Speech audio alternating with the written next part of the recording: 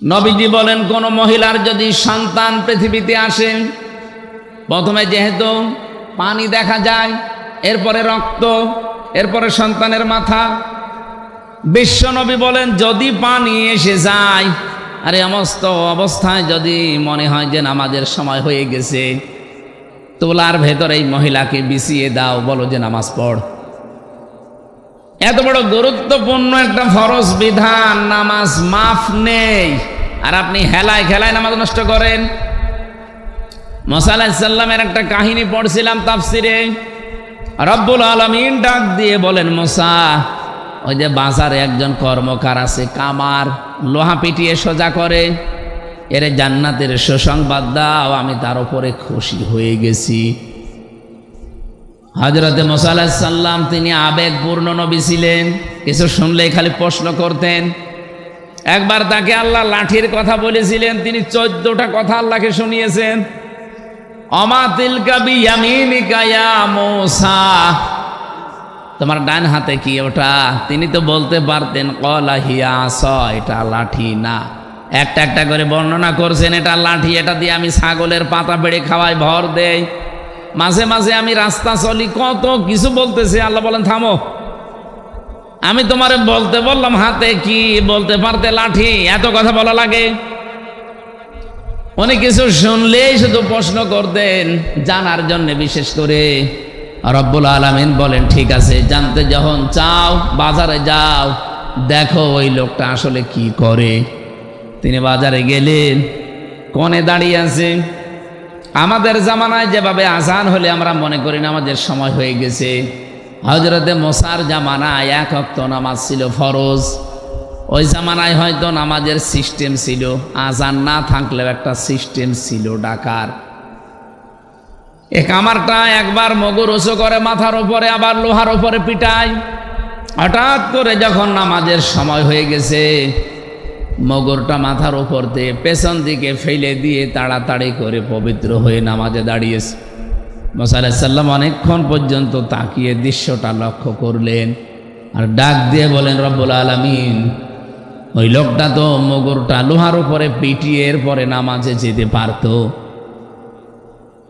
যে লোকটা তোমার বিধান মানতে এত বেশি আগ্রহ, এত বেশি, যে লোকটা এত বেশি সচেতন, তুমি তাকে জান্নাত না দিয়ে পারো না, রাজি না হয়ে পারো না। আপনি বলেন তো, তার জীবন থেকে কি পেলেন? একজন কামার। আমাদের কাছে কি নামাজের এই গুরুত্বটা এইরকম আছে? নেই।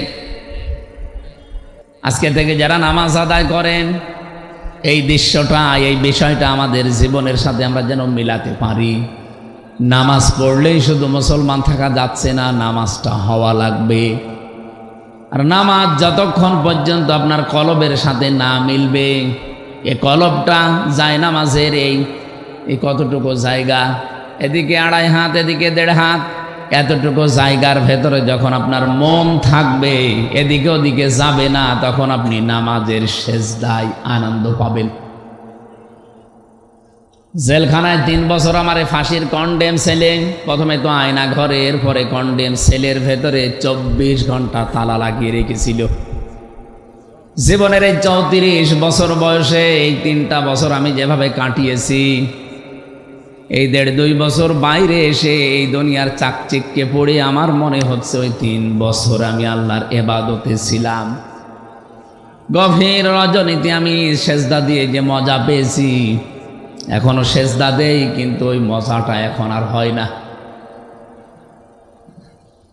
রাত 2টা-3টার সময় 1.5 পারা, 2 পারা, 3 পারা পর্যন্ত নামাজে তেলাওয়াত করে আধা ঘন্টা, 45 মিনিট, 1 ঘন্টা আমরা এক একটা সেজদায় পড়ে থাকতাম। ওই সময় দেখেছি এমনিতেই চোখ দিয়ে অঝোর নয়নে পানি আসতো। আর এমন একটা মজা, এমন একটা আলাদা স্বাদ আমি সেজদায় পেয়েছিলাম, ফাঁসির ওই কন্ডেম সেলের ভেতরে, বাইরে 1.5 বছরও এখনো পাইনি। আপনি একটু লম্বা সেজদা দিয়ে দেখেন, কলবটা হাজির নাজির করে যদি সত্যি আপনি সেজদা দিতে পারেন, আমার তো মনে হয় যারা মন থেকে নামাজ আদায় করা আরম্ভ করবে, ওই মানুষগুলোকে বোম মারলেও তারা সেজদা থেকে বিরত হবে না। আজকে থেকে সিদ্ধান্ত নেওয়া লাগবে, সাতক্ষীরাবাসী বহু অত্যাচার জুলুম নির্যাতনের শিকার হয়েছেন। আমার তো মাঝে মাঝে মনে হয় আল্লাহ পাক যদি বাংলাদেশের 64 জেলার মানুষকে ইমানের পরীক্ষার উপরে এই মাজলুম অবস্থা থেকে জান্নাত দেওয়া আরম্ভ করে, 1 নম্বরে সাতক্ষীরা দিয়ে আরম্ভ করবে, এরপরে চাঁপাইনবাবগঞ্জ, এরপরে চট্টগ্রাম, আমাদের কুষ্টিয়া আছে কিন্তু অনেক পরে, কারণ আমরা বেশিরভাগই তো ছিলাম পিরাই আরামে। বড় বড় আল্লাহর অলিগুলো আল্লাহ কুষ্টিয়ায় দিয়েছে, হাসানুল হক ইনু, মাহবুবুল আলম হানিফ, সব আল্লাহর অলি না? কিন্তু এই সমস্ত জেলার বিষয়গুলো আমরা যেহেতু দেখেছি, এই জন্য অনেক ভালোবাসি আপনাদেরকে ইমানের কারণে। চাঁপাইনবাবগঞ্জ, সাতক্ষীরা শুনলে আমরা এমনিতেই নরম হয়ে যাই। এই মানুষগুলোকে আহ্বান জানাচ্ছি, কিয়ামতের ময়দানে সর্বপ্রথম আমার আল্লাহ যেটার হিসাব আরম্ভ করবে তার নাম কিন্তু সালাত বা নামাজ। আব্বালু মা ইউহাসাবু বিহিল আবদু ইয়াউমাল কিয়ামাতিস সালাত। কিয়ামতের দিন সর্বপ্রথম আল্লাহ যে আমলের হিসাব আরম্ভ করবে কাজের, তার নাম নামাজ। এজন্য আজকে থেকে সিদ্ধান্ত নিয়ে যাবেন, জীবনে কোনো দিন আমি নামাজ আর বাদ দেব না। যদি দাঁড়িয়ে পড়তে না পারেন বসে পড়বেন, বসেও যদি না পারেন আপনি শুয়ে পড়েন। কিন্তু যদিও মাসলাটা নিয়ে মতভেদ আছে, আমি তারপরেও বলছি, চেয়ারে নামাজ পড়া পারো তো পক্ষে ঠিক না। এই এলাকায় হয়তো সব নেই। আপনাকে চেয়ারম্যানই করতে গেছেন, আল্লাহর সামনে যদি দাঁড়িয়ে থাকতে না পারেন বসেন, গোলামের মতো বসবেন। এটাও যদি আপনার শরীরে না কোলায় শুয়ে পড়েন, এটাও যদি না পারেন ইশারায় পড়বেন।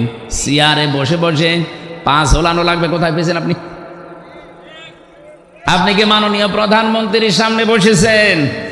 আপনি বসেছেন যার সামনে, তার মর্যাদা জানেন।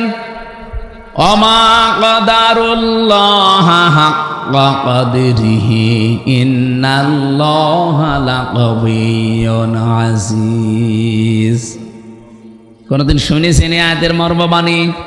আল্লাহ বলেন, না, আমার বান্দা বান্দিরা আমি আল্লাহর যে ক্ষমতা এই অনুযায়ী আমাকে বিশ্বাস করে না।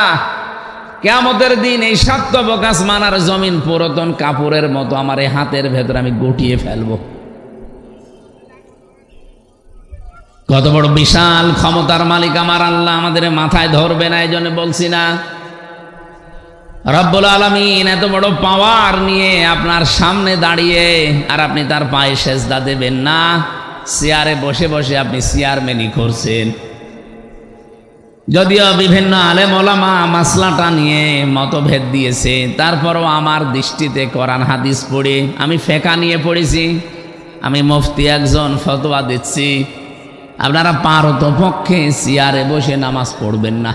নামাজ হবে না আমি ফতোয়া দিলাম না, কিন্তু পড়বেন না। আপনার তো 4টা ক্রাইটেরিয়া বললাম, দাঁড়িয়ে থাকতে না পারলে বসে পড়েন, বসে না পড়লে শুয়ে পড়েন, শুয়ে না পড়লে ইশারা করবেন। তারপরে যেহেতু নামাজ মাফ নেই, ইয়াউমা ইকশাফু আন সাকিন ওয়া ইয়াদউনা ইলাস সুজুদি ফালা ইস্তাতিউন খাশিআতান আবসারুহুম তারহাকুহুম যিল্লাহ ওয়া ক্বাদ কানু ইয়াদউনা ইলাস সুজুদি ওয়া হুম সালিমুন।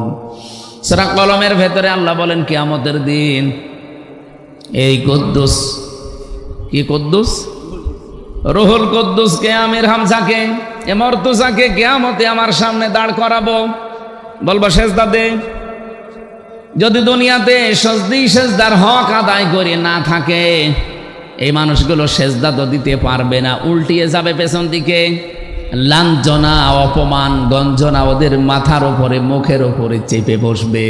মানুষ ঘৃণায়, এখন যেমন ট্রাম্পকে দেখলে আপনি থুতু নিক্ষেপ করবেন, নেতানিয়াহুকে দেখলে থুতু মারবেন, কিয়ামতের দিন আমরা যদি বেনামাজি হয়ে যাই, আমাদের দেখলেও হাসরবাসী থুতু মারবে। হাতে পায়ে ধরে এই জন্য বলছি নামাজটা বাদ দেবেন না।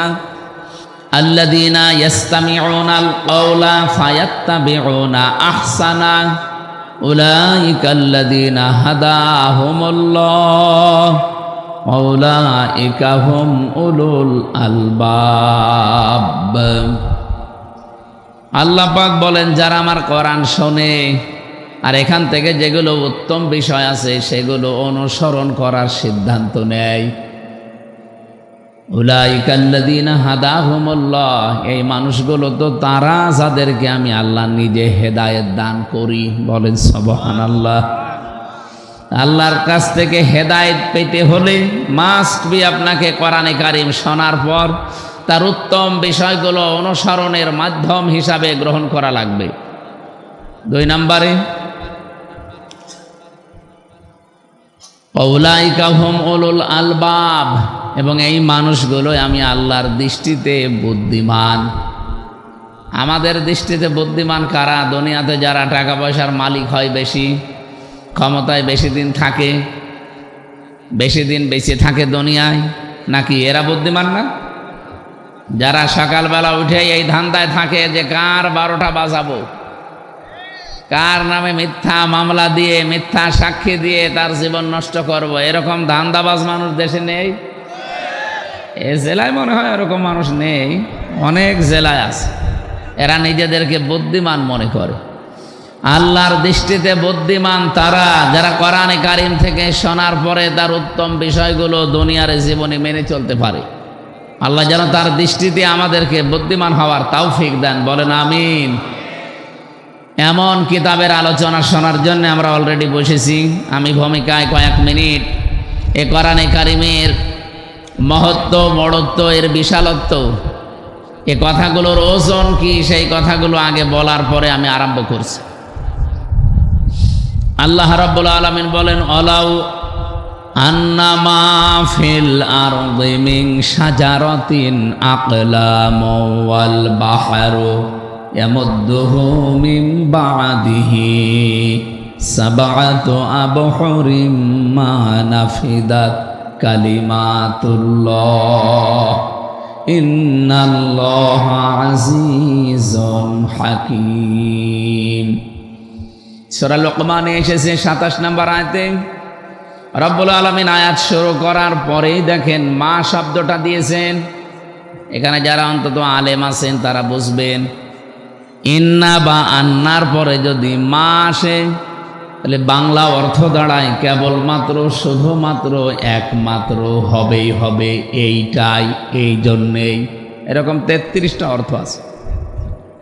ওয়ালাউ আন্না মা ফিল আরদি মিন শাজারাতিন আকলামু ওয়াল বাহর, আল্লাহ তাআলা ওয়ালাউ আন্না দিয়েও যদি ফিল আরদি বলতেন তাও আমরা অর্থ করতে পারতাম, যারা আলেম আমরা আছি। তো মা দিয়ে আল্লাহ এমন গ্যারান্টি দিয়েছেন, কেবলমাত্র, শুধুমাত্র, প্রকৃত পক্ষে, এই জন্যেই, সত্য সত্যই তাম পৃথিবীতে যত গাছগাছালি আছে, সুন্দরবন সহ, আমাজন জঙ্গলের গাছ সহ, এ গাছগুলো যদি কেউ কলম বানিয়ে ফেলে, পৃথিবীতে যত সমুদ্র আছে এর সাথে যদি আরো 7টা সমুদ্রের পানি যোগ করে কেউ লিখতে আরম্ভ করে কালি বানিয়ে, রব্বুল আলামিন বলেন হয়তো একদিন সব কালি শেষ হয়ে যাবে। আমি কোরআনে যত নিয়ামতের কথা দিয়েছি আমার কথা লিখে শেষ করা যাবে না। মা নাফিদাত কালিমাতুল্লাহ, আমি আল্লাহর কালামগুলো ছোট্ট ছোট্ট শব্দে আমি আল্লাহ তোমাদেরকে জানিয়েছি, কিন্তু এত ব্যাখ্যা এর ভেতরে লুকিয়ে রেখেছি। আজ 1500 বছর চলছে, কত মানুষ কতভাবে তাফসির লিখেছে। আমার এই ছোট্ট জীবনে প্রায় 42টার উপরে তাফসির আমার দেখা অলরেডি সুযোগ হয়েছে। দেশে বিদেশের বিভিন্ন লাইব্রেরিতে এখনো মনে হয় কোরআনের কোনো আয়াতের তাফসির পড়তে গেলে কেবলমাত্র পড়ছি এই মনে হয়। এমনকি বিশ্বের ভেতরে যত মুফাসসির আজ পর্যন্ত 1500 বছরে পার হয়ে গেছে, কোনো মানুষ আজ পর্যন্ত বলতে পারে না যে আমি যে তাফসির লিখেছি হক আদায় হয়ে গেছে, আর লাগবে না।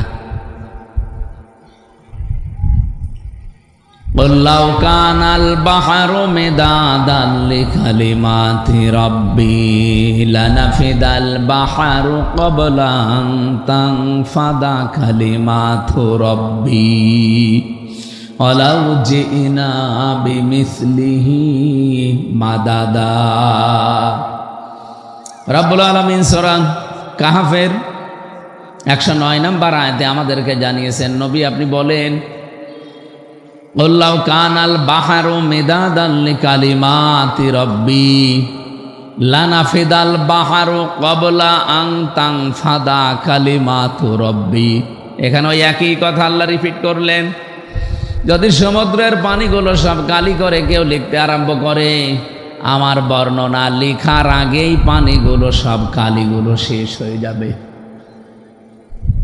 আমি আয়াতগুলো যখন ব্যাখ্যা পড়ি ভাবি, বিশ্বের বড় বড় লাইব্রেরিতে আমি কম যাইনি, বড় বড় দেশের বড় বড় লাইব্রেরিগুলো আমি ঘুরেছি, ভিজিট করে দেখেছি কত কিতাব সেখানে। মালয়েশিয়া ইন্টারন্যাশনাল বিশ্ববিদ্যালয়ে যে লাইব্রেরি আমি পেয়েছি, আমারও বিশ্ববিদ্যালয় আছে কুষ্টিয়াতে, এর চাইতে কমপক্ষে 10 ডবল বড় হবে। আপনার কোনো কিতাব যদি খুঁজতে হয় কম্পিউটারে সার্চ দেবেন, বলবে অমুক তলায় অমুক র্যাকের উপরে অমুক নাম্বার লাইনে ওই জায়গায় পাওয়া যাবে, যান। তাছাড়া আপনি যদি মনে করেন ওই কিতাবটা আমি খুঁজতে যাই, এমনি বন বন করে শুধু ঘুরবেন, জীবনেও খুঁজে পাবেন না। এই যে লক্ষ লক্ষ কিতাব, কত মানুষ থিসিস করছে, গবেষণা করছে, সেগুলো সব জমা হচ্ছে বছরের পর বছর। এতগুলো বিষয় থাকার পরে আমি আশ্চর্য হয়েছি, সবার উপরে আল্লাহর কোরআন এভাবে রেহালের উপরে রেখে দিয়েছে। তার মানে বোঝাতে চাচ্ছি, কোরআনের ব্যাখ্যা এই লাইব্রেরিতে যত বই আছে সব, এমনকি পৃথিবীতে যত কিতাব আল্লাহ পাঠিয়েছিলেন, তাওরাত, জবর, ইনজিল, 100 সহিফা, সবগুলো এক জায়গায় যা করলে হবে, সবগুলো কথা আল্লাহ সূরা ফাতিহায় দিয়ে দিয়েছেন। তাই আমাদের এই ছোট্ট জীবনের ছোট্ট সময়ে 1-1.5 ঘন্টা 2 ঘন্টায় কোরআনের আয়াতের কোনো বিষয় শেষ করা সম্ভব তো নয়। শুধু ইঙ্গিত দেওয়া যায়, আমরা ইঙ্গিত থেকেই যেন শিক্ষাগুলো নিতে পারি। আল্লাহ তাওফিক দেন, আমিন। তেলাওয়াত, রসুলের উপরে দরুদ আর সালাম পাঠ করার মাধ্যমে তেলাওয়াত করেছি মাত্র একটা আয়াত, সূরা লোকমান 12 নম্বর আয়াতটা। 31 নম্বর সূরা কোরআনে কারিমের 34টা আয়াত আছে, 4টা রুকু আছে, মক্কায় নাজিল হয়েছে। লোকমান এটা এক জ্ঞানী ব্যক্তির নাম, ওনাকে আল্লাহ বহু জ্ঞান দিয়েছিলেন, কিন্তু ওনাকে আল্লাহ নবী বানাননি। লা ইয়ানজুরু ইলা সুওয়ারিকুম ওয়া আমওয়ালিকুম ওয়ালাকিন ইয়ানজুরু ইলা কুলুবিকুম ওয়া নিয়াতিকুম।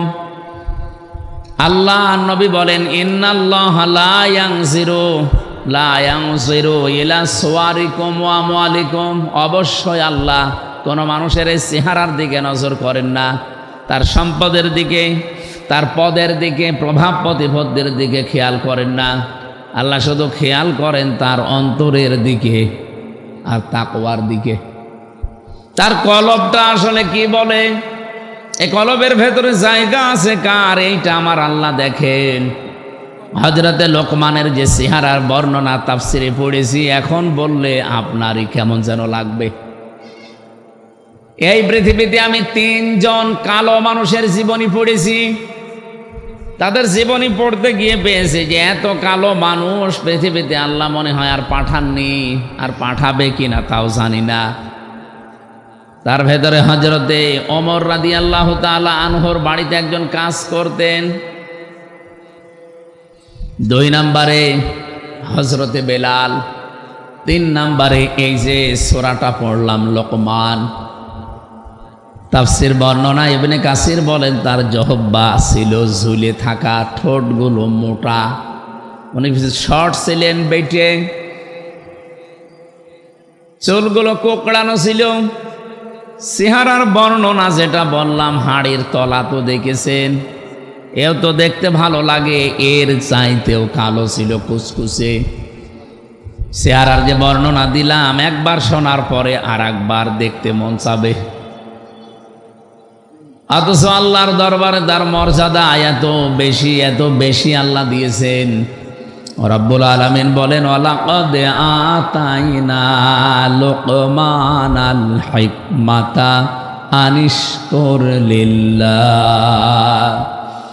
অবশ্যই আমি লোকমানকে জ্ঞান দিয়েছিলাম, হিকমা দান করেছিলাম, আর তাকে বলেছিলাম আমার শুকরিয়া আদায় করো। আমায় ইয়াশকুর, যে ব্যক্তি শুকরিয়া আদায় করবে, ফাইন্নামা ইয়াশকুরু লিনাফসি, সে তো কেবলমাত্র শুধুমাত্র তার নিজের জন্যে শুকরিয়া করে। আমান কাফারা ফাইন্নাল্লাহা গনিয়্যুন হামিদ। কোনো মানুষ যদি মুখ ফিরিয়ে নেয়, কুফরি করে, আল্লাহর নিয়ামত পাওয়ার পরে গোপন করে রাখে, সেজন্য জেনে রাখে আমার আল্লাহ মুখাপেক্ষিহীন, প্রশংসিত। এটা বাংলা অর্থ ছিল।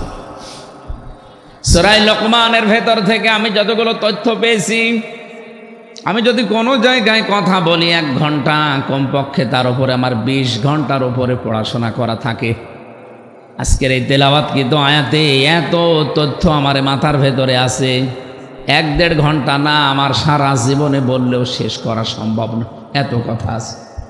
আল্লাহ যেন খুব অল্প সময়ে ডেলিভারি দেওয়ার তৌফিক দান করেন, বলেন আমিন। বলেন তো, লোকমান আলাইহিস সালাম উনি নবী ছিলেন না, কিন্তু আলাইহিস সালাম বলা লাগে তাকে। চেহারার যে বর্ণনা শুনলেন, আমি কি আর একবার বর্ণনা দিলে আপনার ভালো লাগবে? এই রকম মানুষটার মর্যাদা আল্লাহর কাছে এত বেশি, এত বেশি, তিনি দুনিয়ার জীবদ্দশায় 4000 নবীর সাক্ষাৎ পেয়েছিলেন। 4000। তিনি তার জীবনীতে আমি পড়েছি 4000 নবীর সাক্ষাৎ শুধু পাননি, 4000 নবীর খেদমত তিনি করেছিলেন। প্রশ্ন আসতে পারে, উনি কয় বছরই বেঁচে ছিলেন, এত নবীর সাক্ষাৎ পেলেন? পৃথিবীতে আল্লাহ নবী পাঠিয়েছেন প্রায় 1,24,000, মতান্তরে 2,24,000। এত নবী আর রাসূলের ভেতরে হযরতে লোকমান সাক্ষাৎ পেয়েছিলেন 4000 নবী আর রাসূলদের। তিনি প্রত্যেকের খেদমত করে 8টা জিনিস দুনিয়াতে তিনি অর্জন করেছিলেন। এ কোরআনে কারিমে আমার আল্লাহ 8টা জিনিস কোরআনে ছড়িয়ে দিয়েছেন। হযরতে লোকমান বলেন, 8টা জিনিস আমি সব নবী রাসূলের খেদমত এই যে 4000 নবীর কাছ থেকে বেশি, কিয়ামত পর্যন্ত যারা দুনিয়াতে আসবে তারাও যদি 8টা বিষয় অনুসরণ করে চলতে পারে, তারাও চিরন্তন হয়ে যাবে। হযরতে লোকমান উনি বিদায় নিয়েছে কত হাজার হাজার বছর আগে, অথচ এখন সূরা লোকমান পড়লে মনে হয় ওই লোকটা এখনো বেঁচে আছে। পৃথিবীতে 200 কোটির ওপরে মুসলমান। আমার মনে হয় হযরতে লোকমানকে নাম শুনলে তার জন্য দোয়া করে না এরকম মুসলমান নেই, কারণ আল্লাহ পাক তাকে কোরআনে কারিমে চিরন্তন করে দিয়েছেন। তার যে উপদেশ বাণীগুলো তিনি তাম পৃথিবীর সব মানুষকে উদ্দেশ্য করে দিয়েছেন তা না, দিয়েছিলেন তার সন্তানকে উদ্দেশ্য করে। রব্বুল আলামিন তার সন্তান হযরত লোকমান তার সন্তানকে এমন এমন কথাগুলো জানিয়েছেন, আল্লাহ এত বেশি খুশি হয়ে গেছেন যে কোরআনে কারিমের মতো এরকম মহা একটা কিতাব, যে জায়গায় আল্লাহ তার নামে 34টা আয়াত বিশিষ্ট একটা সূরা লোকমান পুরাটা নাযিল করেছেন। আপনি সূরা নাম দেখবেন, সূরা মুহাম্মদ আছে, সূরা ইউনূস আছে, সূরা ইউসুফ আছে, এই যে নাম বলছে এগুলো, সূরা ইব্রাহিম আছে, সূরা হুদ আছে, সূরা নূহ আছে, এগুলো সব নবীদের নাম। হযরত লোকমান নবী হিসাবে নির্বাচিত হতে পারেননি, কিন্তু তিনি এমন জ্ঞান অর্জন করে জ্ঞানটা কাজে লাগিয়েছিলেন। রব্বুল আলামিন বলেন, এই জ্ঞান কাজে লাগানোর কারণে আমি আল্লাহ তাকে চিরন্তন করে রেখেছি। তিনি যে 8টা বিষয় তাম পৃথিবীর মানুষকে জানাতে চেয়েছেন, ওই 8টা বিষয় আমাদেরকে এখন অর্জন করা আবশ্যক ও কর্তব্য আমি মনে করি আমাদের দরকার। দলমত আদর্শ আমাদের আলাদা থাকতেই পারে, কোরআন যেহেতু সবাই আমরা পড়ি, পড়লেও সূরা লোকমান আমাদের পড়া লাগে, এজন্য সবার জন্য সূরা লোকমানের এই 8টা বিষয় প্রযোজ্য। 1 নম্বরে আল্লাহ বলেন আমি তাকে জ্ঞান দিয়েছিলাম। এই যে জ্ঞানটা, এটা আমার আল্লাহ পাক তার বান্দা হযরতে লোকমানকে দান করার পরে, লোকমান আলাইহিস সালাম সহ যত মানুষ তারা দুনিয়াতে জ্ঞান পেয়েছে, তারা জ্ঞান পাওয়ার পরে বিনয়ী হয়ে গেছে। আমরা অনেকে জ্ঞান পাই, কিন্তু জ্ঞান পাওয়ার পরে বিনয়ী হওয়ার পরিবর্তে অহংকারী হয়ে যায়। আমি আজকে একটা ভিডিও দেখছিলাম, 2জন শিক্ষিত মানুষ মাঝি তাদেরকে নিয়ে যাচ্ছে একটা নৌকা দিয়ে, ডিঙ্গি নৌকা দিয়ে পার করে।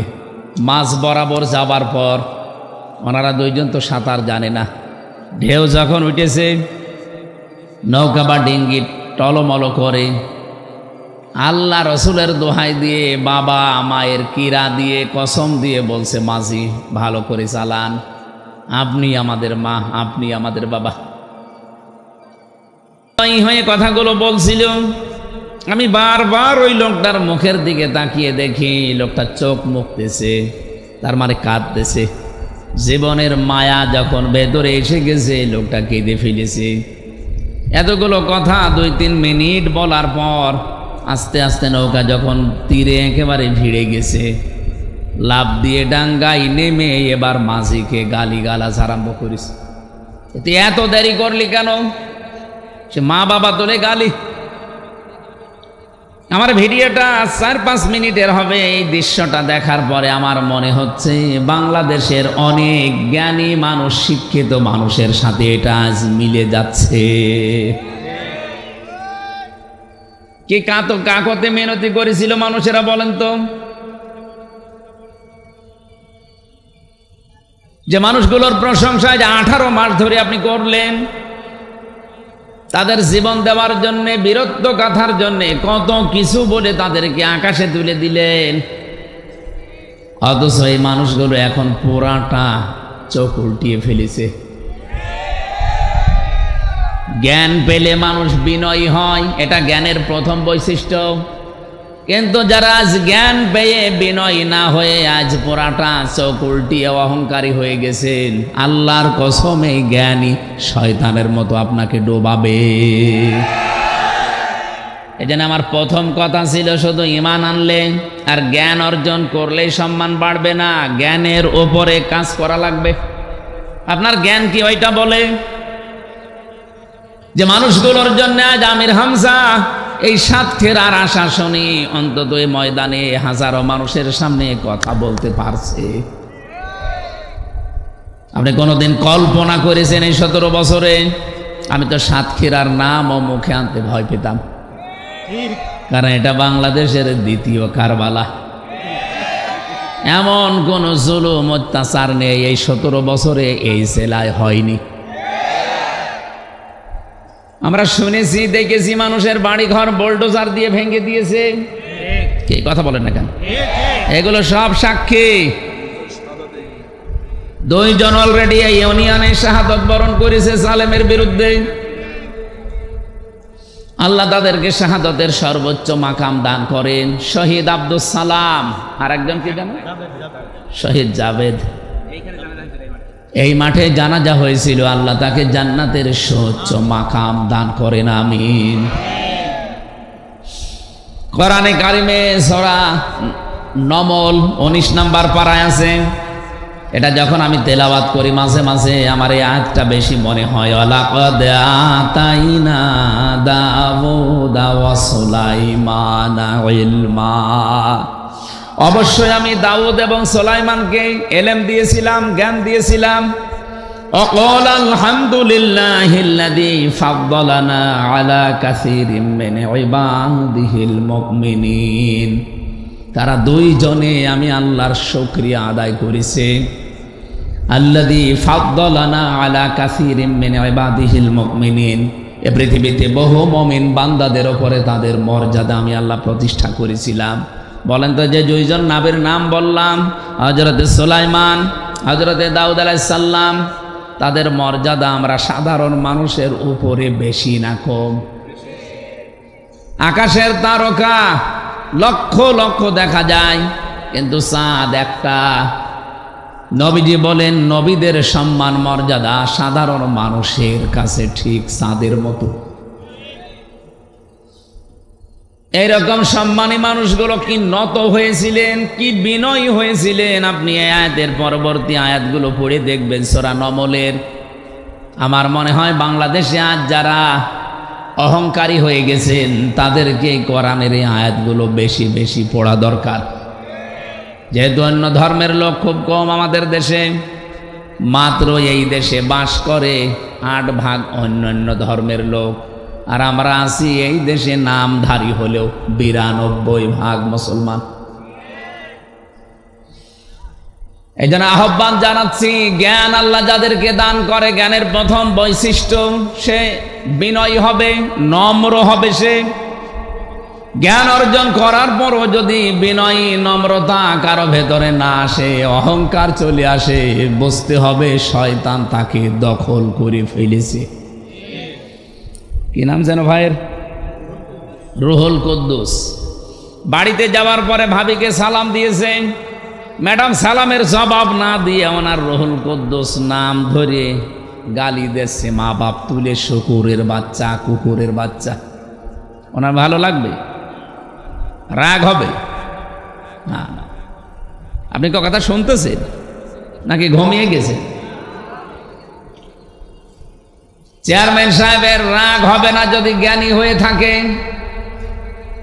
আর যদি জ্ঞান না থাকে উনি রেগেছে, হয়তো হিতে বিপরীত তালাকও দিয়ে দিতে পারে। যে কি পরিশ্রম করে আসলাম, সালাম দিলাম, জবাব না দিয়ে গালি দেয়।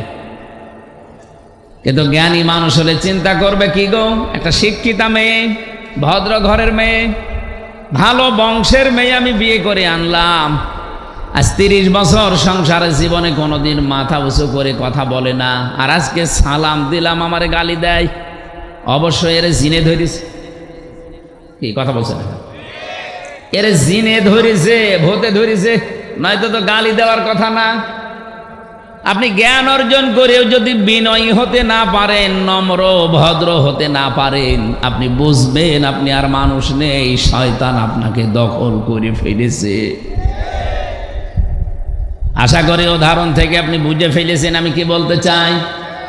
হযরতে লুকমান আলাইহিস সালাম তিনি তামাম পৃথিবীর মানুষকে উদ্দেশ্য করে জানিয়েছেন যে আমি আল্লাহর শুকরিয়া আদায় করেছি। 4000 নবীর আমি সাক্ষাৎ পেয়েছি, তাদের খেদমত করে 8টা বিষয় আমি তাদের কাছ থেকে পেয়েছি, আমি নোট করেছি তাফসীর থেকে। 1 নম্বরে তিনি বলেন, ইযা কুনতা ফিস সালাতি ফাহফাজ কলবাকা ওয়া ইযা কুনতা ফি গায়রিল বাইতি ফাহফাজ আইনাকা। তিনি দুনিয়ার মানুষকে জানিয়েছেন, হে পৃথিবীর মানুষেরা, আমি নবীদের কাছ থেকে যে 8টা বিষয় পেয়েছিলাম, তার প্রথম নাম্বারে এই যে নামাজে যখন মানুষেরা দাঁড়াবে তখন যেন কলবের হাজির অবস্থায় নামাজ আদায় করে। লা সলাতা ইল্লা বি হুজুরিল কলব, কলবকে হাজির করা, উপস্থিত করা ছাড়া কিন্তু আপনার নামাজ পড়লেও আদায় হবে না। আজকে থেকে যারা নামাজ আদায় করেন, এই দৃশ্যটা, এই বিষয়টা আমাদের জীবনের সাথে আমরা যেন মিলাতে পারি। নামাজ পড়লেই শুধু মুসলমান থাকা যাচ্ছে না, নামাজটা হওয়া লাগবে। আর নামাজ যতক্ষণ পর্যন্ত আপনার কলবের সাথে না মিলবে, এ কলবটা যায় নামাজের এই কতটুকু জায়গা, এদিকে 2.5 হাত, এদিকে 1.5 হাত, এতটুকু জায়গার ভেতরে যখন আপনার মন থাকবে, এদিকে ওদিকে যাবে না, তখন আপনি নামাজের সেজদায় আনন্দ পাবেন। জেলখানায় 3 বছর আমারে ফাঁসির কন্ডেম সেলে, প্রথমে তো আয়না ঘরে, এরপরে কন্ডেম সেলের ভেতরে 24 ঘন্টা তালা লাগিয়ে রেখেছিল। জীবনের এই 34 বছর বয়সে এই 3টা বছর আমি যেভাবে কাটিয়েছি, এই 1.5-2 বছর বাইরে এসে এই দুনিয়ার চাকচিক্যে পড়ে আমার মনে হচ্ছে ওই 3 বছর আমি আল্লাহর ইবাদতে ছিলাম। গভীর রজনীতে আমি সেজদা দিয়ে যে মজা পেয়েছি, এখনো সেজদা দেই, কিন্তু ওই মজাটা এখন আর হয় না। রাত 2টা-3টার সময় 1.5 পারা 2 পারা 3 পারা পর্যন্ত নামাজে তেলাওয়াত করে আধা ঘন্টা 45 মিনিট 1 ঘন্টা আমরা এক একটা সেজদায় পড়ে থাকতাম। ওই সময় দেখেছি এমনিতেই চোখ দিয়ে অঝোর নয়নে পানি আসতো, আর এমন একটা মজা, এমন একটা আলাদা স্বাদ আমি সেজদায় পেয়েছিলাম, ফাঁসির ওই কন্ডেম সেলের ভেতরে, বাইরে 1.5 বছরে এখনো পাইনি। আপনি একটু লম্বা সেজদা দিয়ে দেখেন, কলবটা হাজির নাজির করে যদি সত্যি আপনি সেজদা দিতে পারেন, আমার তো মনে হয় যারা মন থেকে নামাজ আদায় করা আরম্ভ করবে, ওই মানুষগুলোকে বোম মারলেও তারা সেজদা থেকে বিরত হবে না। আজকে থেকে সিদ্ধান্ত নেওয়া লাগবে, সাতক্ষীরাবাসী বহু অত্যাচার জুলুম নির্যাতনের শিকার হয়েছেন। আমার তো মাঝে মাঝে মনে হয় আল্লাহ পাক যদি বাংলাদেশের 64 জেলার মানুষকে ইমানের পরীক্ষার উপরে এই মাজলুম অবস্থা থেকে জান্নাত দেওয়া আরম্ভ করে, 1 নম্বরে সাতক্ষীরা দিয়ে আরম্ভ করবে, এরপরে চাঁপাইনবাবগঞ্জ, এরপরে চট্টগ্রাম, আমাদের কুষ্টিয়া আছে কিন্তু অনেক পরে, কারণ আমরা বেশিরভাগই তো ছিলাম পিরাই আরামে। বড় বড় আল্লাহর ওলিগুলো আল্লাহ কুষ্টিয়ায় দিয়েছে, হাসানুল হক ইনু, মাহবুবুল আলম হানিফ, সব আল্লাহর ওলি না? কিন্তু এই সমস্ত জেলার বিষয়গুলো আমরা যেহেতু দেখেছি, এই জন্য অনেক ভালোবাসি আপনাদেরকে ইমানের কারণে। চাঁপাইনবাবগঞ্জ, সাতক্ষীরা শুনলে আমরা এমনিতে নরম হয়ে যায়। এই মানুষগুলোকে আহ্বান জানাচ্ছি, কিয়ামতের ময়দানে সর্বপ্রথম আমার আল্লাহ যেটার হিসাব আরম্ভ করবে তার নাম কিন্তু সালাত বা নামাজ। আউয়ালু মা ইউহাসাবু বিহিল আবদু ইয়াউমাল কিয়ামাতিস সালাত। কিয়ামতের দিন সর্বপ্রথম আল্লাহ যে আমলের হিসাব আরম্ভ করবে কাজের, তার নাম নামাজ। এজন্য আজকে থেকে সিদ্ধান্ত নিয়ে যাবেন, জীবনে কোনো দিন আমি নামাজ আর বাদ দেব না। যদি দাঁড়িয়ে পড়তে না পারেন বসে পড়বেন, বসেও যদি না পারেন আপনি শুয়ে পড়েন। কিন্তু যদিও মাসলাটা নিয়ে মতভেদ আছে, আমি তারপরেও বলছি, চেয়ারে নামাজ পড়া পারো তো পক্ষে ঠিক না। এই এলাকায় হয়তো সব নেই। আপনাকে চেয়ারম্যানই করতে গেছেন, আল্লাহর সামনে যদি দাঁড়িয়ে থাকতে না পারেন বসেন, গোলামের মতো বসবেন। এটাও যদি আপনার শরীরে না কোলায় শুয়ে পড়েন, এটাও যদি না পারেন ইশারায় পড়বেন। চেয়ারে বসে বসে পা ঝোলানো লাগবে। কোথায় পেয়েছেন আপনি? আপনি কি মাননীয় প্রধানমন্ত্রীর সামনে বসেছেন? আপনি বসেছেন যার সামনে, তার মর্যাদা জানেন। ওমা কদারুল্লাহ হাক্কা কদরিহি ইন্নাল্লাহা লাকাবিয়্যুন আজিজ। কোনদিন শুনেছেন এই আয়াতের মর্মবাণী? আল্লাহ বলেন, না, আমার বান্দা বান্দিরা আমি আল্লাহর যে ক্ষমতা এই অনুযায়ী আমাকে বিশ্বাস করে না। কিয়ামতের দিন এই 7 তবক আসমান আর জমিন পুরাতন কাপড়ের মতো আমার এই হাতের ভেতর আমি গুটিয়ে ফেলবো। কত বড় বিশাল ক্ষমতার মালিক আমার আল্লাহ, আমাদের মাথায় ধরবে না। এই জন্য বলছি না, রব্বুল আলামিন এত বড় পাওয়ার নিয়ে আপনার সামনে দাঁড়িয়ে আর আপনি তার পায়ে সেজদা দেবেন না। চেয়ারে বসে বসে আপনি চেয়ারম্যানই করছেন।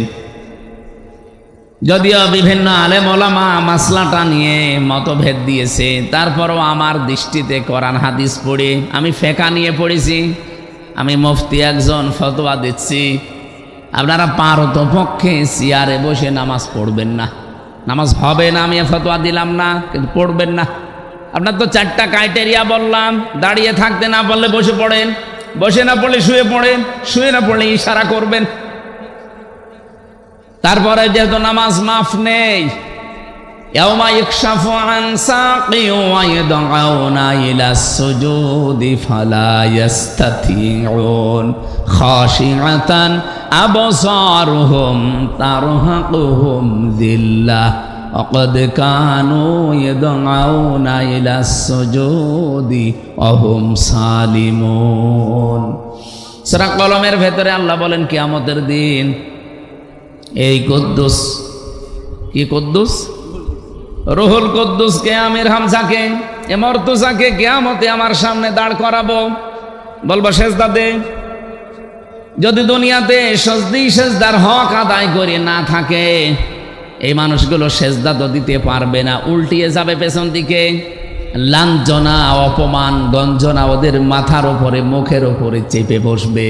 মানুষ ঘৃণায়, এখন যেমন ট্রাম্পকে দেখলে আপনি থুতু নিক্ষেপ করবেন, নেতানিয়াহুকে দেখলে থুতু মারবেন, কিয়ামতের দিন আমরা যদি বেনামাজি হয়ে যাই, আমাদের দেখলেও হাসরবাসী থুতু মারবে, হাতে পায়ে ধরে। এই জন্য বলছি নামাজটা বাদ দেবেন না।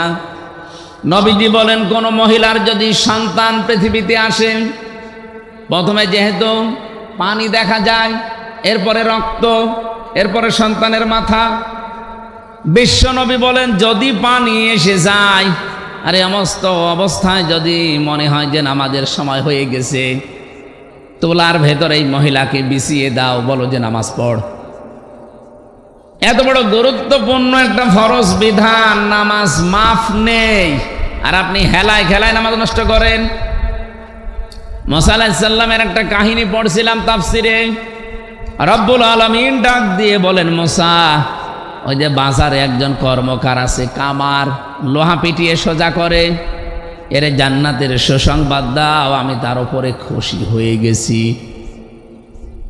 হযরতে মুসা আলাইহিস সালাম তিনি আবেগপূর্ণ নবী ছিলেন, কিছু শুনলেই খালি প্রশ্ন করতেন। একবার তাকে আল্লাহ লাঠির কথা বলেছিলেন, তিনি 14টা কথা আল্লাহকে শুনিয়েছেন। অমা তিলকা বিয়ামিনিকা ইয়া মূসা, তোমার ডান হাতে কি ওটা? তিনি তো বলতে পারতেন ক্বালা হিয়া আসা, এটা লাঠি না। একটা একটা করে বর্ণনা করছেন, এটা লাঠি, এটা দিয়ে আমি ছাগলের পাতা পেড়ে খাওয়াই, ভর দেই, মাঝে মাঝে আমি রাস্তা চলি, কত কিছু বলতেছে। আল্লাহ বলেন থামো, আমি তোমারে বলতে বললাম হাতে কি, বলতে পারতে লাঠি, এত কথা বলা লাগে? উনি কিছু শুনলেই শুধু প্রশ্ন করতেন, জানার জন্য। বিশেষ করে রব্বুল আলামিন বলেন ঠিক আছে, জানতে যখন চাও বাজারে যাও, দেখো ওই লোকটা আসলে কি করে। তিনি বাজারে গেলেন, কোণে দাঁড়িয়ে আছে। আমাদের জামানায় যেভাবে আজান হলে আমরা মনে করি নামাজের সময় হয়ে গেছে, হযরতে মুসার জামানায় 1 ওয়াক্ত নামাজ ছিল ফরজ। ওই জামানায় হয়তো নামাজের সিস্টেম ছিল, আজান না থাকলেও একটা সিস্টেম ছিল ডাকার। এ কামারটা একবার মগর উঁচু করে মাথার উপরে, আবার লোহার উপরে পিটায়। হঠাৎ করে যখন নামাজের সময় হয়ে গেছে, মগরটা মাথার উপর দিয়ে পেছন দিকে ফেলে দিয়ে তাড়াতাড়ি করে পবিত্র হয়ে নামাজে দাঁড়িয়েছে। মুসা আলাইহিস সালাম অনেকক্ষণ পর্যন্ত তাকিয়ে দৃশ্যটা লক্ষ্য করলেন, আর ডাক দিয়ে বলেন, রব্বুল আলামিন, ওই লোকটা তো মগরটা লোহার উপরে পিটিয়ে এরপরে নামাজে যেতে পারতো। যে লোকটা তোমার বিধান মানতে এত বেশি আগ্রহ, এত বেশি, যে লোকটা এত বেশি সচেতন, তুমি তাকে জান্নাত না দিয়ে পারো না, রাজি না হয়ে পারো না। আপনি বলেন তো তার জীবন থেকে কি পেলেন? একজন কামার। আমাদের কাছে কি নামাজের এই গুরুত্বটা এইরকম আছে? নেই। রমজান এসেছিল যতগুলো শিক্ষা দিতে, আমি তো প্রায় 27টা শিক্ষার উপরে অর্জন করেছি। এখন আমার কাজ হবে, আমার যে হাদিস ছিল, আহাব্বুল আমালি ইলাল্লাহি আদওয়ামুহা ওয়া ইন ক্বাল্লা, বুখারী শরীফের হাদিস। নবীজি বলেন, আল্লাহর কাছে পৃথিবীতে সবচাইতে ভালো মহব্বতের, ভালোবাসার কাজ হচ্ছে ওইটা যেটা কন্টিনিউয়াস করা হয়, প্রতিনিয়ত, প্রতিদিন করা হয়, যদিও কাজটা অল্প হয়। রমজানে যেহেতু একটা অভ্যাস আমাদের তৈরি হয়ে গেছে, নামাজ আদায় করা, জামাতে নামাজ পড়া, এমনকি তাহাজ্জুদেরও অভ্যাস আমাদের অনেকের হয়ে গেছে। এটা ধরে রাখবেন, কন্টিনিউয়াস, কম হোক তারপরও ধরে রাখেন। আদওয়ামুহা ওয়া ইন কাল্লা, যদি আপনি এটা বাস্তবে রাখতে পারেন দায়েম কায়েম ভাবে, কন্টিনিউয়াস ভাবে, একটা দিন এভাবে করে করে, অল্প হলেও আমার আল্লাহর কাছে এটা সবচাইতে দামি কাজ। বলেন সুবহানাল্লাহ। দুনিয়াতে যত ইবাদতের কথা আমরা পড়েছি, মাওলানা সাহেব বলছিলেন এই জমিন যার, বিধান চলবে তার, এটা আল্লাহর কাছে প্রিয় কাজ। অন্যান্য হাদিসের বর্ণনা আছে এই পৃথিবীতে আল্লাহর কাছে প্রিয় কাজ হচ্ছে তাকে সেজদা দেওয়া। আমি পড়া কোরআন শরীফের ভেতরে দুইটা কাতারের কথা পেয়েছি।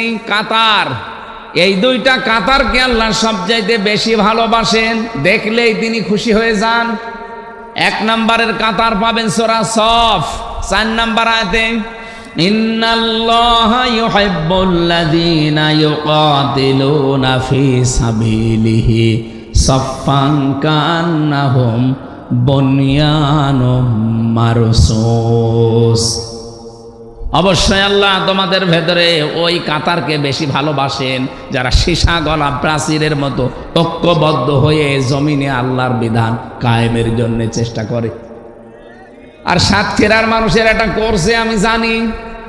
এখানে 4টা আসনে 4টায় আপনারা ইনসাফের পক্ষে রায় দিয়ে সংসদে কোরআনের পক্ষে কথা বলার জন্য পাঠিয়েছে। আপনার কি মনে হয় মুহাদ্দিস রবিউল বাশার জীবনেও কোনোদিন মূর্তির পক্ষে কথা বলবে? কথা বলে না কেন? উনি শিরিক করতে বলবে। ওখানে যদি 2টা দিনও সময় পায়, 5 মিনিটও সময় পায়, 1 মিনিট হয়তো আল্লাহর প্রশংসা করবে, 4 মিনিট আপনাদের কথা তুলে ধরবে। কিন্তু বহু মানুষকে আমরা দেখছি সংসদ অধিবেশন শুরু হওয়ার পর থেকে আজকের পর্যন্ত যেই কয়টা অধিবেশনে গেলাম, সিরিয়াল হিসাবে যাদের নাম আসে তারা আল্লাহর প্রশংসা তো দূরের কথা, শুধু মানুষের প্রশংসায় পঞ্চমুখ। কেন এত মানুষের প্রশংসা করা লাগবে কেন? কে কোন জামানায় মারা গেছে, কে কি করেছে, অত কথা আপনার বলার দরকার কি? আপনাকে বানিয়েছে যে তার নাম বলবেন বিসমিল্লাহির রহমানির রহিম, এরপরে আপনার যে দায়িত্ব জনগণ তুলে দিয়েছে এই কথা বলেন। সময় দিয়েছে 5 মিনিট, 4.5 মিনিট গেছে বিভিন্ন মানুষের বন্দনা করতে। এখন বলে মাননীয় স্পিকার আমারে আরেকটু সময় দেন। আরে তোর সময় দিলাম 5 মিনিট, কি করলি তুই? তোর এলাকায় একটা ব্রিজ নেই, ব্রিজের কথাটা বলতে পারলি না, আর হাফ মিনিট আছে, এখন বলছে সময় দেন। এই তেল মারা জাতি এটা বন্ধ করা লাগবে। আমি তো বলার এখনো পাইনি, যদি পাই 29 তারিখে এই তেল মারা বন্ধ করব। যেখানে সংসদের এক একটা মিনিটে বাংলাদেশের মানুষের টাকা খরচ হয় প্রায় 25,000-এর উপরে এক এক মিনিটে, আর সেখানে আপনি তেল মারেন মানুষকে। এই খুলনা, সাতক্ষীরা, বাগেরহাট এ সমস্ত এলাকায়, বিশেষ করে যে আশাশুনি, শ্যামনগর, কয়রা, পাইকেলঘাটা, এরপরে পাইকগাছ এলাকায় কত দুঃখ দুর্দশা মানুষের। রাস্তাঘাটও সেরকম ভালো না। এসেছে নাকি আমাদের কি এমপি সাহেব? ও ভালো আছেন আপনি? ঠিক আছে, বসে। ভারপ্রাপ্ত হলে হবে, এবার ভার ফেলে দেওয়া লাগবে। হ্যাঁ ইনশাল্লাহ ভার এবার আর থাকবে না। আসল চেয়ারম্যান হিসাবে আল্লাহ কবুল করেন, আমিন। আমরা কি বলতে চাচ্ছিলাম যেন আপনাদের সামনে, প্রশংসা মানুষ আদায় করতে হবে কার? প্রতিদিন অন্তত 17 বার করে আপনার মুখ দিয়ে আল্লাহ এই কথাটা বের করে নেয়। আপনি দেখবেন প্রতিদিন 17 বার।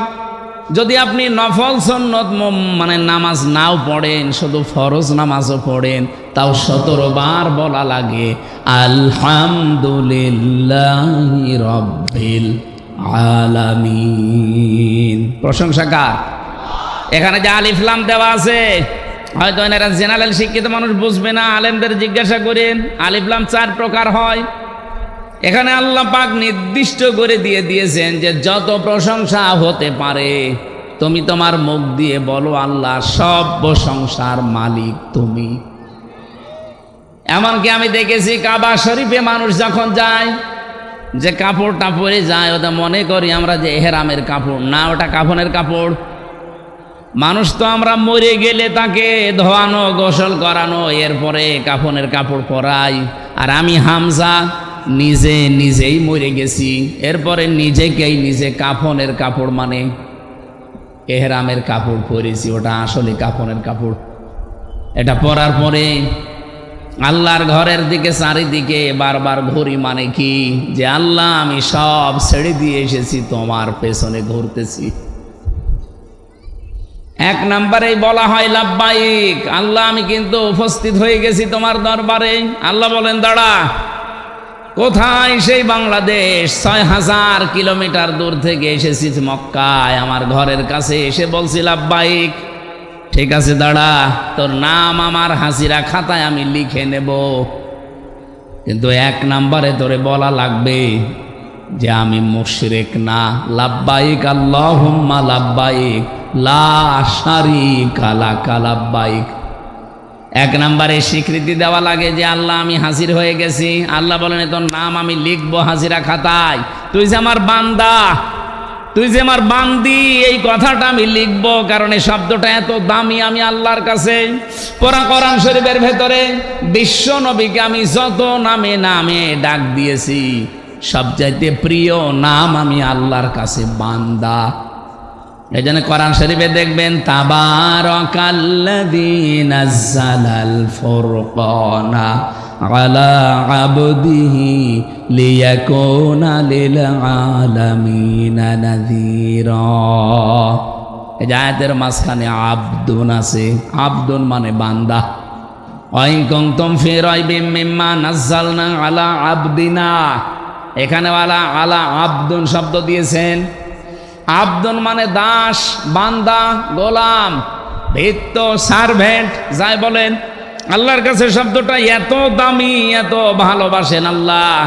মানুষ যখনই তার ঘরে যে কথা বলে লাব্বাইক আল্লাহ আমি হাজির, আমি তোমার বান্দা, তোমার দাস, তুমি একটু লিখে নাও। আল্লাহ বলেন দাঁড়া, বল যে আমি আল্লাহ তোমার সাথে শরিক করি না, আমি মুশরিক না, আমার চিন্তা চেতনায় কোনো শিরিকের গন্ধ নেই, আমার কাজকর্মে কোনো শিরিক নেই।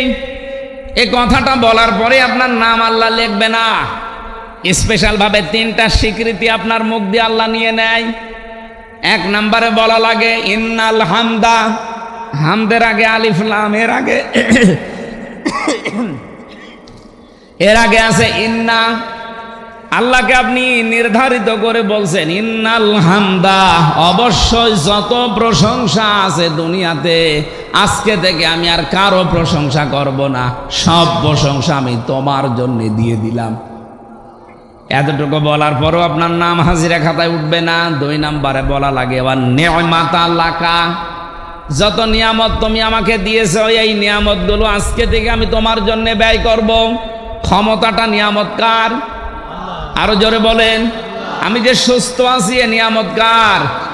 দিন দিন আমার শরীরের অঙ্গ প্রত্যঙ্গগুলো সব আমার হাতছাড়া হয়ে যাচ্ছে। কখন যে চুল পেকে যায় আমাকে বলেও না, কখন যে দাঁত নুড়ে যায় আমাকে বলেও না, চামড়া কখন ঝুলে যাচ্ছে আমারে বলেও না। বলেন বলেন।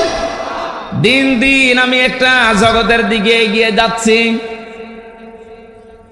রব্বুল আলামিন আমাকে স্মরণ করিয়েছে যে এই যেই কয়দিন সুস্থ আছো এটা কিন্তু একটা নিয়ামত, এই নিয়ামতটাও কাজে লাগাবে আমার জন্য, এটা বল আগে অন্যায়মাতা লাকা।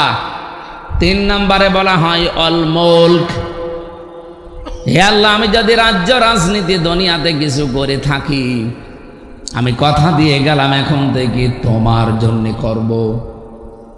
কত বড় গুরুত্বপূর্ণ কথা আপনি 3টা আল্লাহর সামনে বলেন, টের পান। আমার মাঝে মাঝে আজ বাংলাদেশের বিভিন্ন নেতাদের বক্তব্য শুনলে আফসোস লাগে, আল্লাহ এরা অধিকাংশই তো হাসি, এ বলে এসেছে কি আর করছে কি।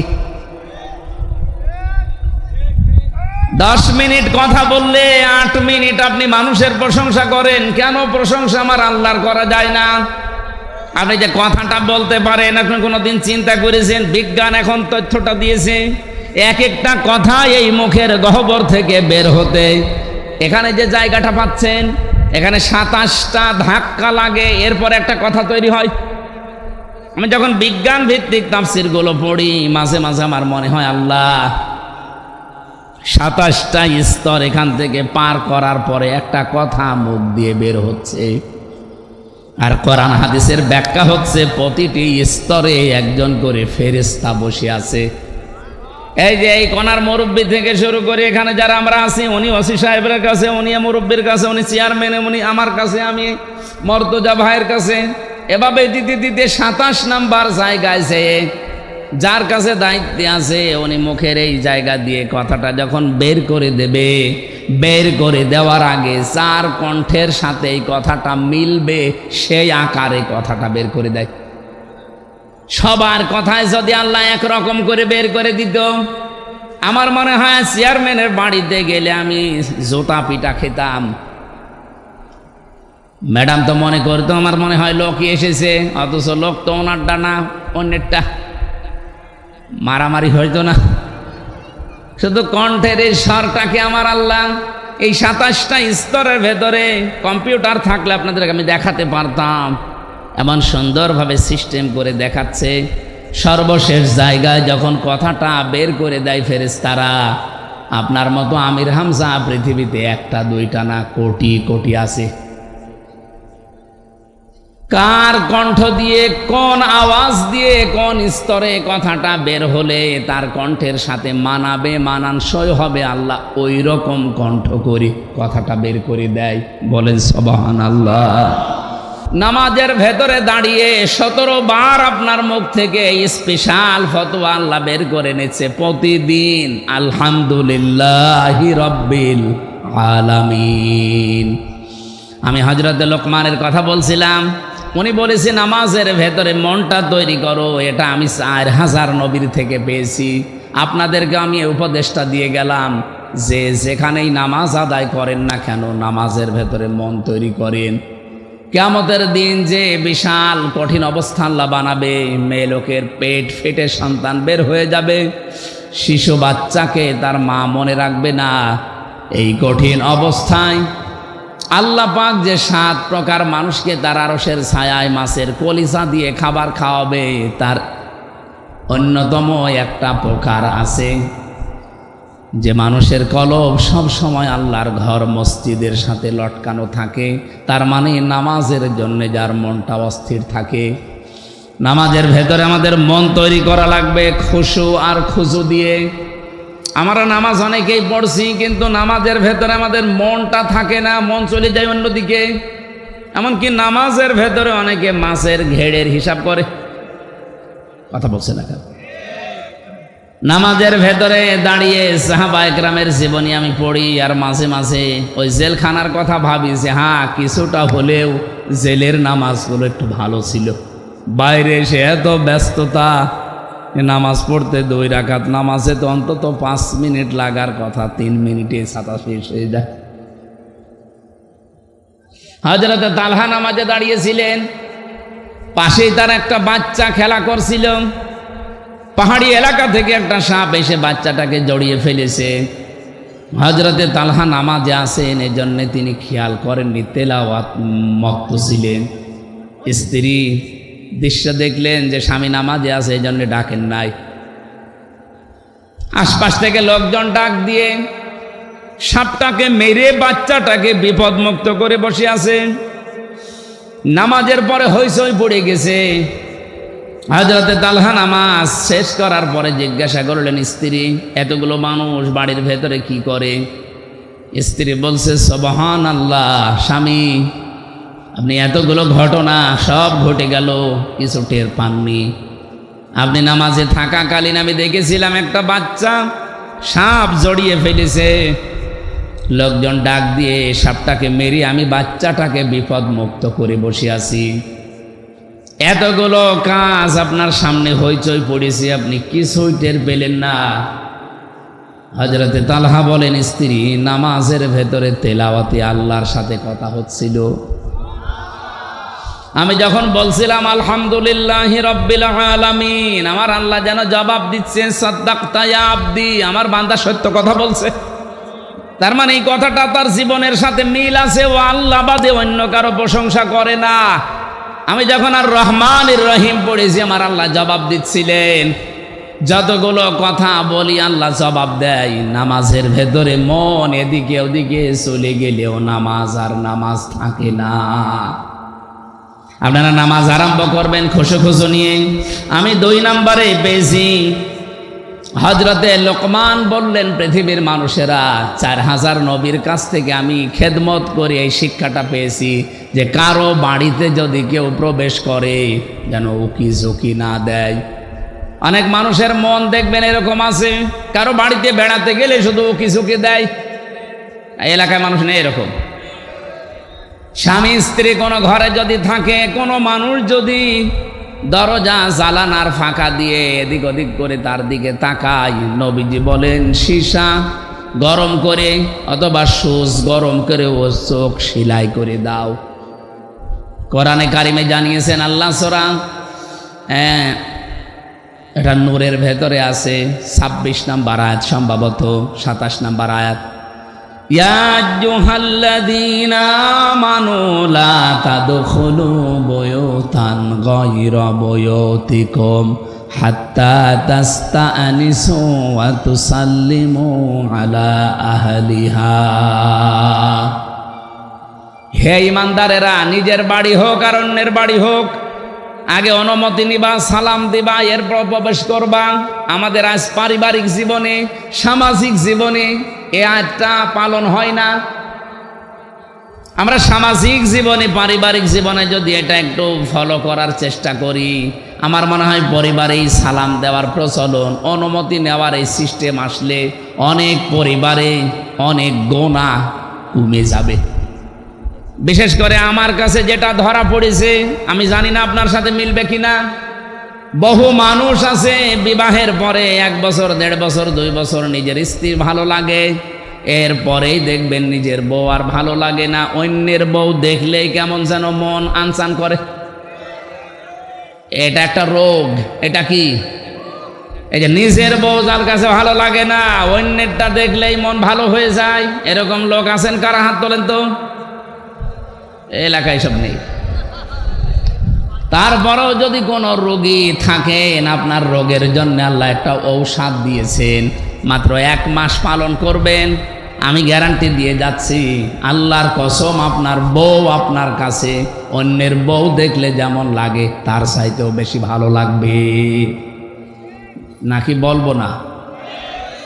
আল্লাহ পাকের ঔষধ, কুল্লিল মুমিনিনা ইয়াগুদ্দু মিন আবসারিহিম ওয়া ইয়াহফাযু ফুরুজাহুম যালিকা আযকা লাহুম। হে নবী, আপনি মুমিন পুরুষদেরকে বলেন তারা যেন পরনারীর থেকে চক্ষুকে নিম্নগামী করে রাখে। 2 নম্বরে তাদের লজ্জাস্থানের হেফাজত করে। শুধুমাত্র একটু শক্ত হয়ে দেখেন যে আল্লাহর যেহেতু নিষিদ্ধ, আমি কোনো পর নারীর দিকে তাকাবো না। যদি একেবারে বাধ্য না হয় আমি তাকাবো না। 2 নম্বরে আমার লজ্জা স্থানটা আমি একটু হেফাজত করে রাখবো। চেষ্টা করলেই পারা যাবে। শয়তানের সাথে যুদ্ধে লিপ্ত হওয়া লাগবে। মন নামে যে শয়তানটা আপনাকে ধোঁকা দিচ্ছে, সব সময় একটু শক্ত হওয়ার চেষ্টা করেন। মাত্র 1 মাস চেষ্টা করেন। যালিকা আযকা লাহুম। আল্লাহ বলেন এইটাই পবিত্রতম ঔষধ পন্থা। ইন্নাল্লাহা খাবীরুম বিমা ইয়াসনাউন। তোমরা যা করো আমার আল্লাহ যেহেতু সব জানে। এই কথাটা যে মানুষটা সব সময় মনে রেখেই 2টা ঔষধ আজকে থেকে খেতে পারবেন, 1 মাসের ভেতরে দেখবেন নিজের বউ দেখলে অন্যের বউর সাথে ভালো লাগবে।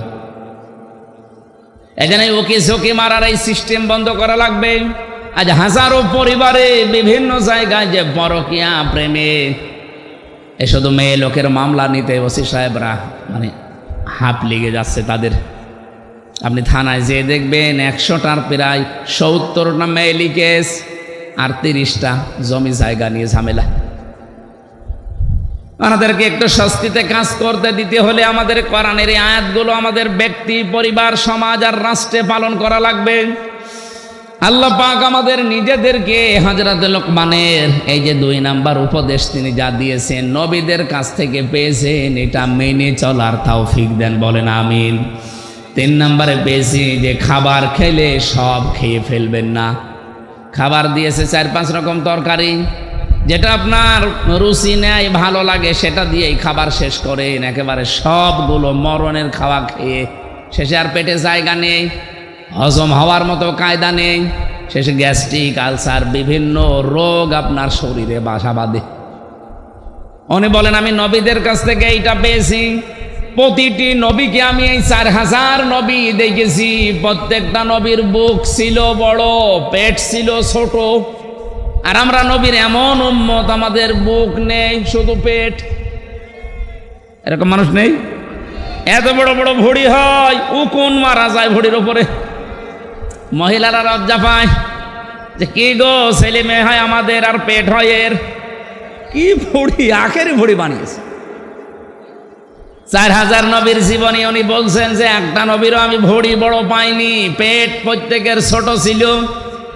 আর প্রতিটি নবীর বুক ছিল বেশ ওসারও বড়। একটাই মাত্র কারণ, তারা খাবার খাওয়ার সময় 3টা বিষয় লক্ষ্য করতেন। এই পেটটাকে 1 ভাগ খাবার, 1 ভাগ খালি, আর হজম হওয়ার জন্য 1 ভাগ পানি দিতেন। আমি সহ প্রত্যেকে যদি এটা মেনে চলতে পারি, আমাদেরও বুক ইনশাল্লাহ বড় হবে, পেট ছোট হবে। 4 নম্বরে উনি বলেন কথা বললে হিসাব করে বলা দরকার। আজ বাংলাদেশের হাজারো মানুষ শুধুমাত্র ধরা খায় এই কথা হিসাব করি না বলার কারণে। 18 মাস আগে যা বলেছিল 18 মাস পরে কিন্তু সেটা আর বলছে না, পুরা উল্টিয়ে গেছে। তার মানে কথা হিসাব করে বলা যায় না। আপনি যেটা মানতে পারবেন না সেটা বলতে যান কেন? হযরত লোকমান বলেন আমি নবীদের কাছে এইটা পেয়েছি, তাও 4000 নবীর কাছে এইটা ছিল। তারা কথা বলতেন খুব হিসাব করে। আপনি এক কথা বললেন চাচা এরশাদের মতো, আবার বিকালে যে পস্তাবেন না থুক্কু আমি বলি নাই, না এরকম করা যাবে না। কথা দরকার হয় বলবেন না, শুনবেন বেশি, চুপ থাকবেন। মান সমাতা না যা, যারা চুপ থাকে তারা নাজাত পেয়ে যায়, বলেন সুবহানাল্লাহ।